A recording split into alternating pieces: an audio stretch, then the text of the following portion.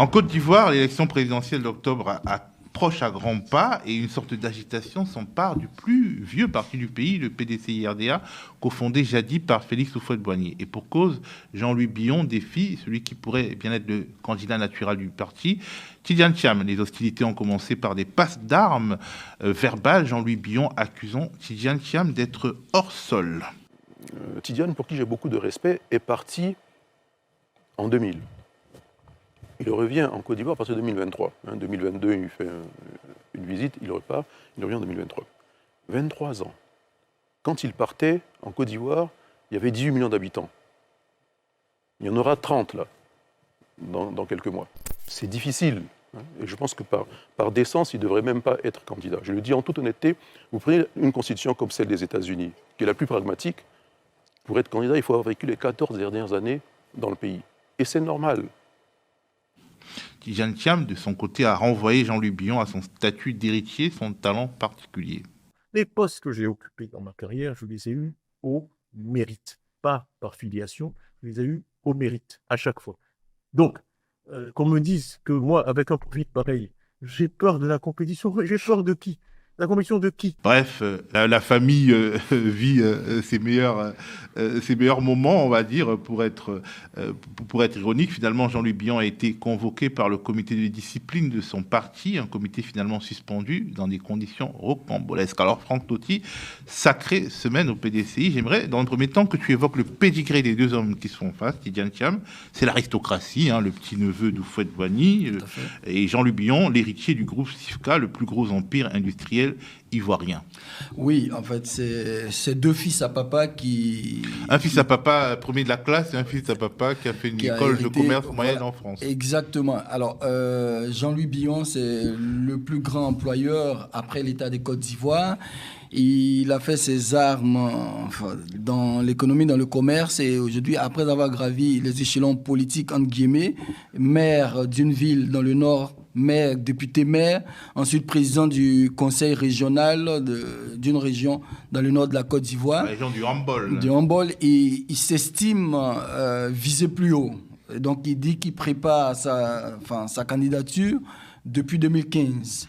Et aujourd'hui, il déroule notamment son arsenal pour affronter celui qui est, entre guillemets, le candidat naturel du plus grand parti d'opposition, le PDCI, notamment Tidjane Thiam, qui est rentré... Issu de la famille régnante, entre guillemets, parce qu'en fait, ce sont les Thiam qui sont les héritiers d'Houphouët-Boigny. Tout à fait. Selon la règle matrilinéaire. Thiam étant un neveu du premier président ivoirien.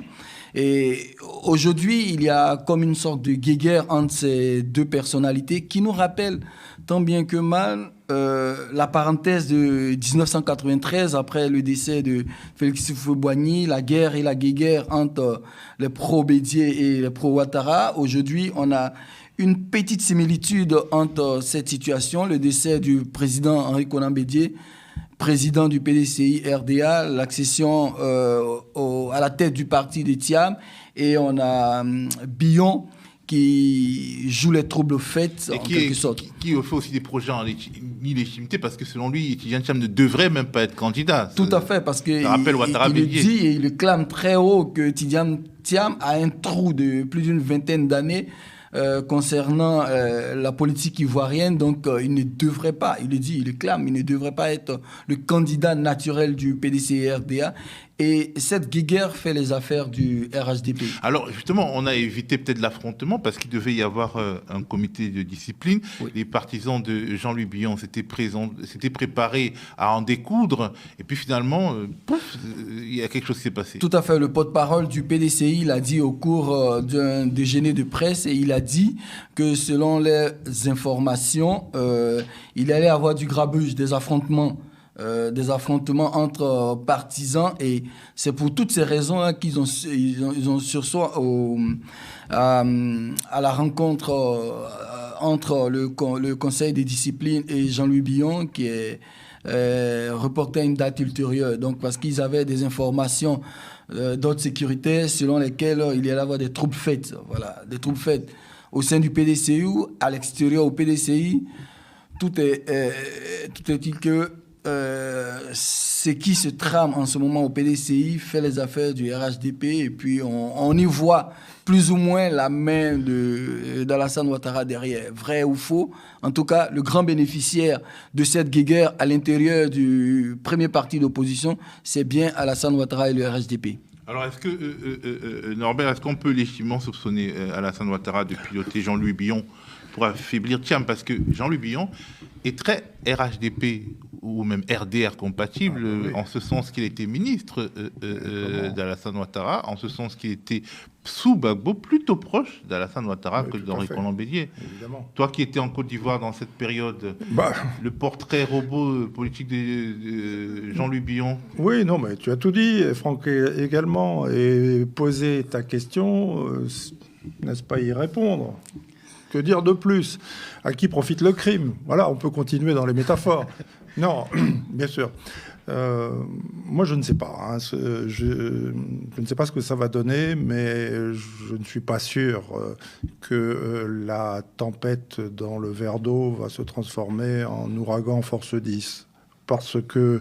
quand on appelle la guerre, elle vient, en général. Hein. C'est pas évident. Ça se passe au PDCI et il y a des précédents. En tout cas, il y en a un célèbre, c'est Charles Konan Banny.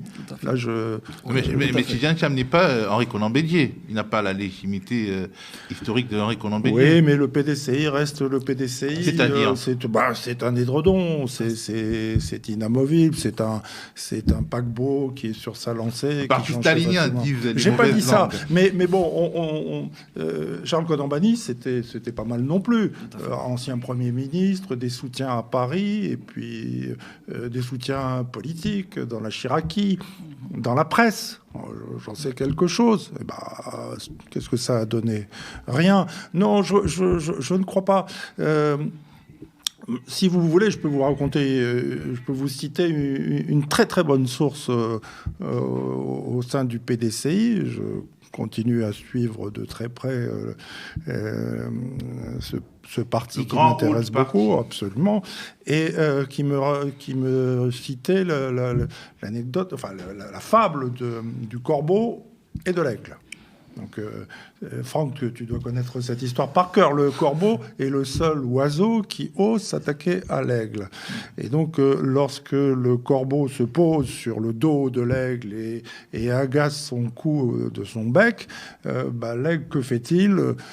Il déploie ses grandes ailes, il s'élève dans le ciel, et il va à une telle altitude que les poumons du corbeau finissent par éclater et c'est lui qui lâche tout seul, sans avoir besoin de se battre. Voilà un peu l'état d'esprit. C'est Jean-Louis Billon. Donc voilà l'état d'esprit. Et moi, je crois qu'effectivement, c'est ce qui devrait se passer parce que le PDCI est le PDCI. L'aigle va encore s'en sortir. Mais... Fabrice. Alors, moi, je pense qu'il y a quand même quelque chose d'un peu nauséabond dans cette façon-là de se déchirer comme ça dans la même famille politique.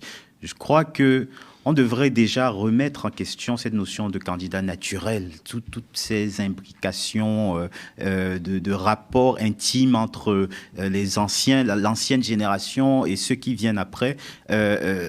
Au lieu d'avoir juste clamer comme ça que tel ou tel est candidat naturel, pourquoi ne pas avoir organisé une primaire? Il a été élu président du PDCI. Par un comité. C'était une élection primaire. Le président du PDCI ne veut pas forcément dire candidat à l'élection présidentielle. Oui, mais le contexte était un peu l'élection d'un successeur, d'un héritier. Est-ce que la logique n'aurait pas été d'organiser une primaire au sein du PDCI pour désigner le candidat? Non, au lieu de partir du principe que le président du parti est forcément ce que le PDCI candidat. a gardé de son apparentement au Parti communiste français, c'est son côté stalinien selon les mauvaises langues. Il y a une convention qui va désigner le candidat officiel du PDCI.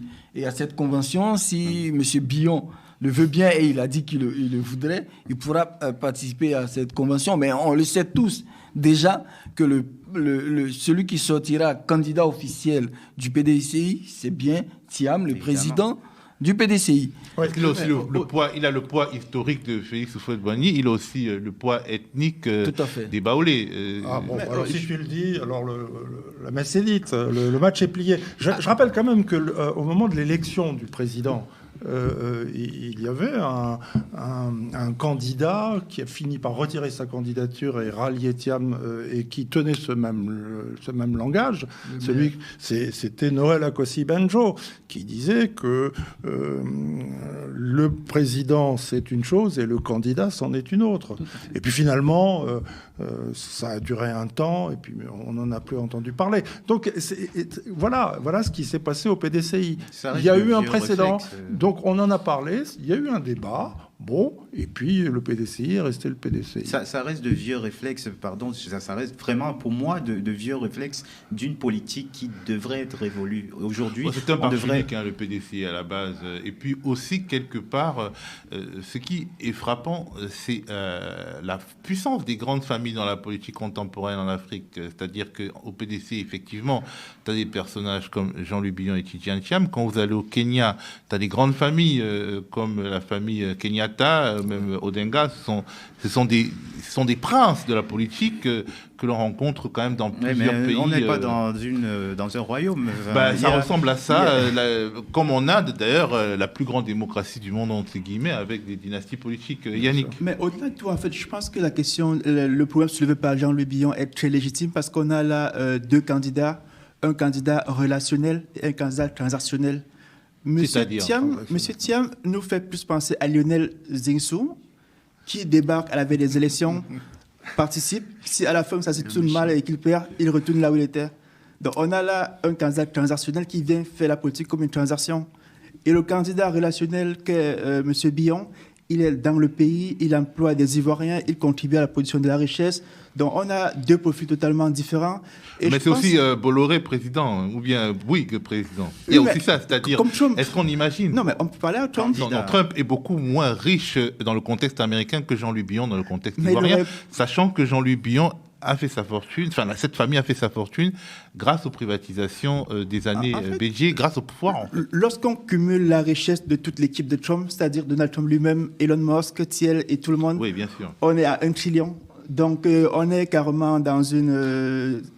il y a le président Biden qui a parlé d'une oligarchie américaine qui est en train de naître. Donc on est un peu dans le même profil. Donc c'est Trump versus Zinsou, quoi. Zinsou, c'était un transactionnel. Donc il est venu, il a essayé, il a perdu, il est reparti là où il était, il a continué ses business comme as usual. C'est pareil pour M. Thiam. Donc il arrive, il est président, il va participer. Et s'il perd, il retourne où il était. Or, pour M. Jean-Louis Billon, c'est totalement différent. Je pense que il attend ça depuis des décennies. Exactement. Et il est mieux placé pour gouverner un bon père de famille parce qu'il a aussi ses propres intérêts dans le business. Mais justement, pour moi, c'est ça qui est le problème. C'est antinomique d'être à la fois le premier employeur privé du pays et le président. On voit Patrice Talon, justement, au Bénin, avec un mélange des genres entre business et politique. Son bilan, je pense qu'il est plutôt positif. Selon ce que les Béninois disent, son bilan est plutôt positif. On ne va pas parler de son bilan économique, Norbert. Non, écoutez, je veux bien qu'on prenne les paris dès à présent, mais Jean-Louis Billon, président de la République de la Côte d'Ivoire, faut oublier, ça n'a aucun sens. Ça ne tient pas debout. Je ne sais pas.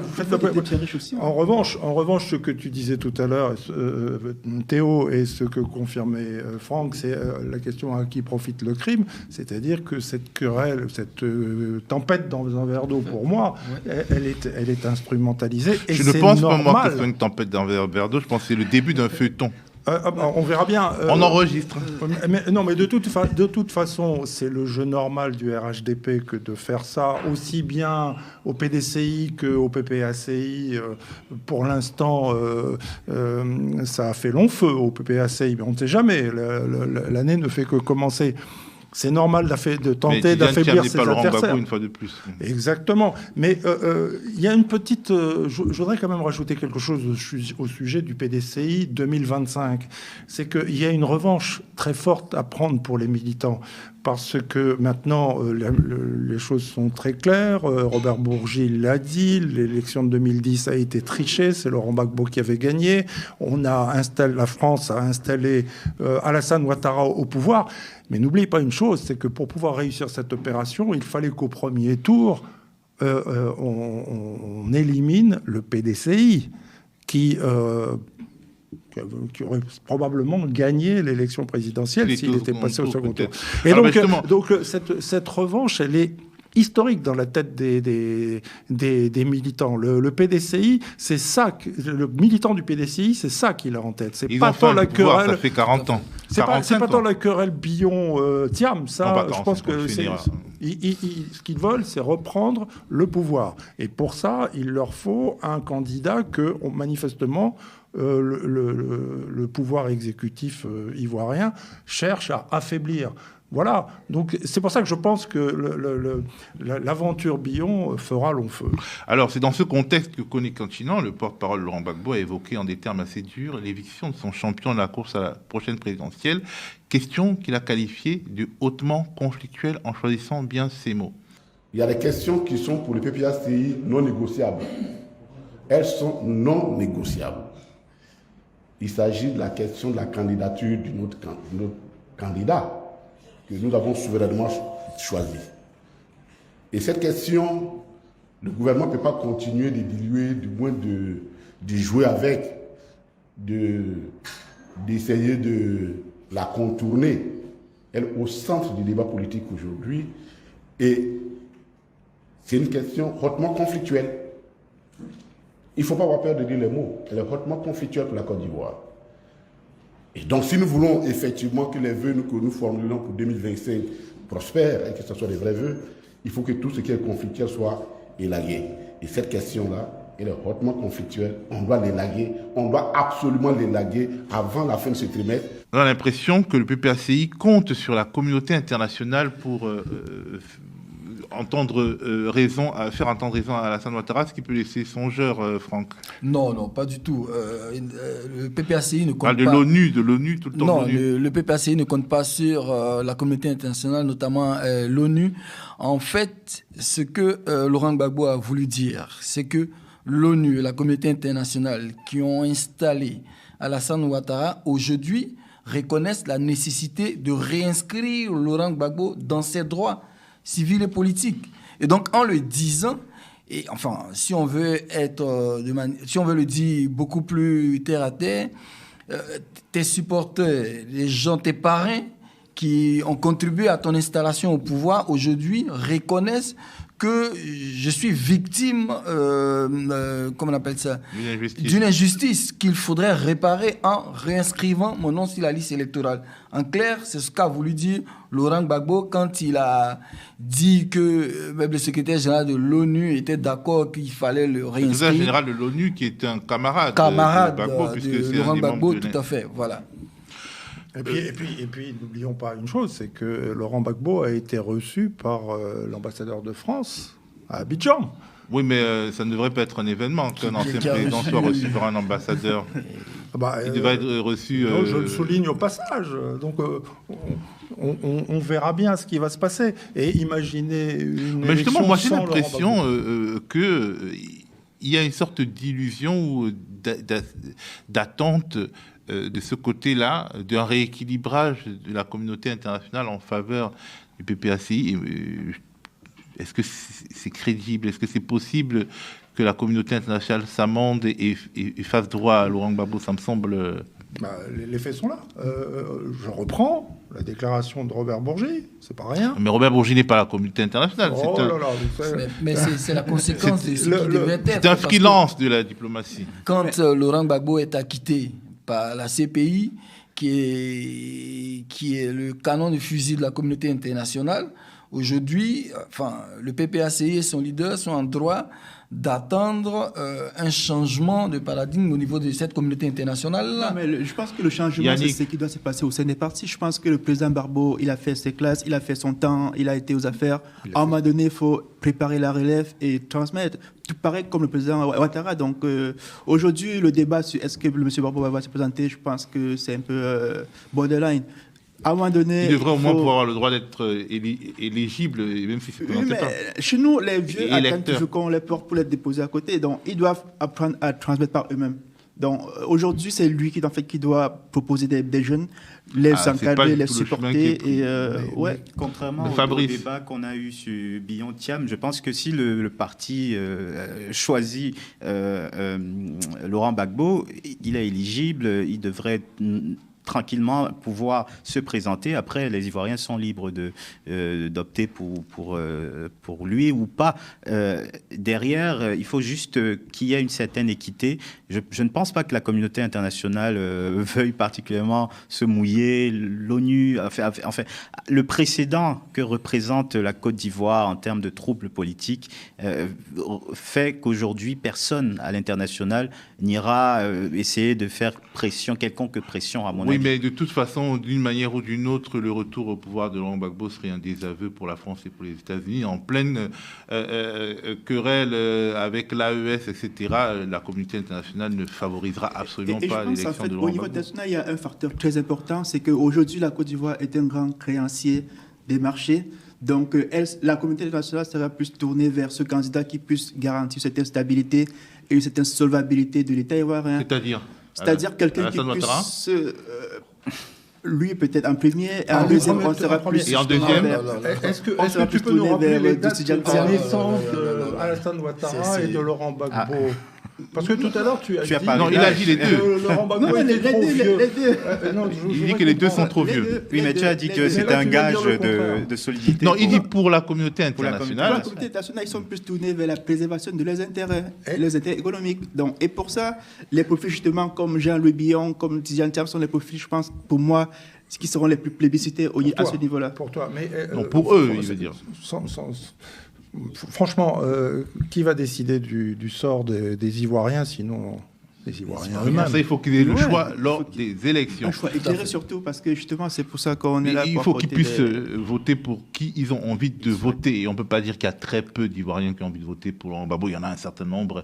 Et si l'on est raisonnable, on devrait le laisser se présenter. Quoi qu'on pense de sa candidature.